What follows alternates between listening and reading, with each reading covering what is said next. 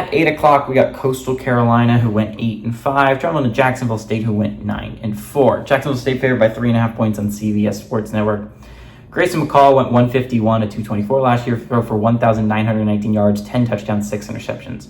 Braden Bennett had 91 carries for 407 yards and 5 touchdowns. And Sam Pinckney had 72 catches for 1,027 yards and 8 touchdowns. Zion Webb for Jacksonville State went 111 at 220, threw for 1,437 yards, 6 touchdowns, 8 interceptions.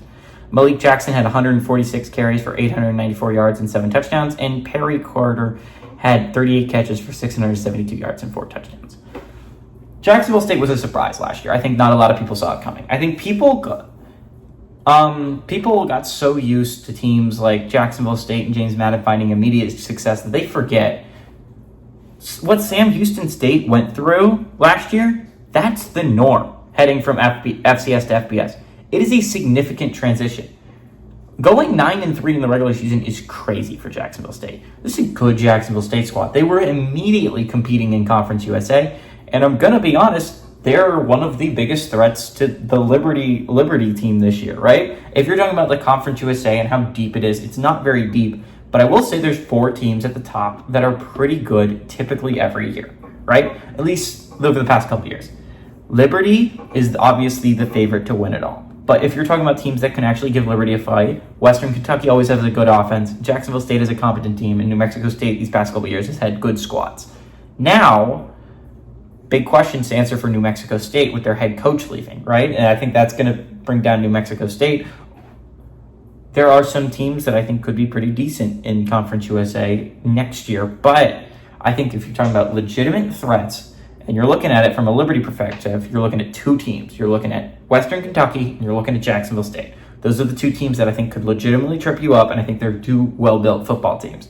You go the other way, Sun Belt's an extremely deep division, extremely deep conference. Obviously, they went 8-5 last year.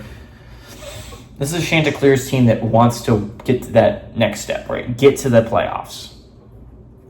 And ever since their head coach left the Liberty job, right, last year wasn't as great. They lose Grayson McCall this year, right? So I think what's going to be really interesting to look about is Coastal Carolina, these past couple years, has gotten used to success. They want to be a team. If this team from the Sun Belt goes, they want to be that team. Sun Belt's an extremely deep conference. You're looking at teams like App State and Troy. They're all very good every year. And then, that's not even getting into the bottom of the conference, which is honestly pretty good. Arkansas State is typically a good team. UL Lafayette fields a good squad every year. Marshall beat Notre Dame 2 years ago. Georgia State, Georgia Southern, they field good squads. Old Dominion, they were literally a couple points away from going 11-1 last year in the regular season. They were lost some heartbreakers after heartbreakers after heartbreakers, right? Old Dominion's a team that could make a run this year. So, if you're in a tough division, if you're Coastal Carolina, you would have loved to not draw a really hard out-of-conference game. And, could have drawn worse. You could have drawn a Power 4 team. But Jacksonville State, you can wish for a lot worse than Jacksonville State. It's a good team. It's good every year. At least last year they were good. I think they're going to match that. They lose almost every single one of their offensive players. I think that's going to be interesting. But the strength of Jacksonville State last year was not their offense, but their defense. I think it's going to be just as good this year. I think Coastal Carolina is going to be a little bit of a mess offensively, at least to start the year. I like Jacksonville State to control home turf, and they're going to win and cover at home.